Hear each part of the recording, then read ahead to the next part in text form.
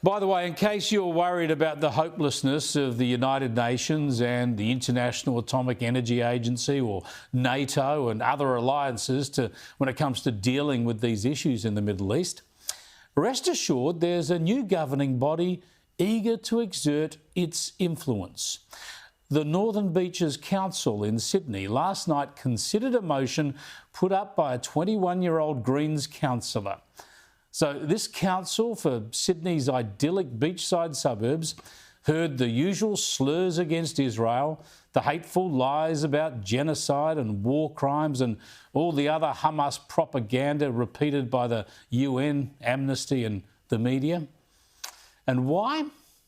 Why did they discuss this?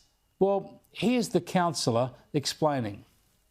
Whilst foreign policy is the responsibility of the federal government, many Northern Beaches residents are horrified by the ongoing military attacks by the Israeli Defence Force on the people and infrastructure of Gaza. They would like us to do whatever is in our power to stop the bloodshed. Really?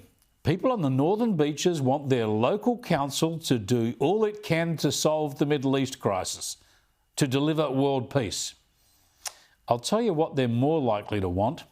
They might want the council to stick to its knitting instead of indulging its councillors with this nonsense on the very same night, mind you, that the council jacked up rates by 25%. Yeah, you heard it right, 25%.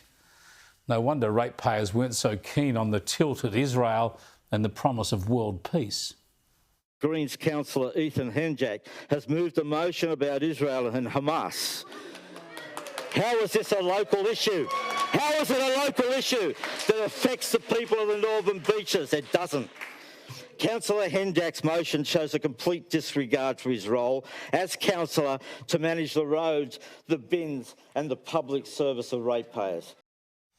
Yeah, fair enough. They're indulging in a hate fest against Israel while they're putting up rates by 25%.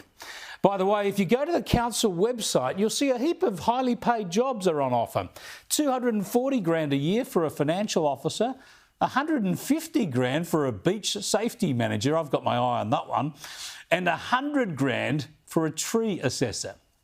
Maybe they could lop off a few of their own costs instead of sticking it to ratepayers yet again.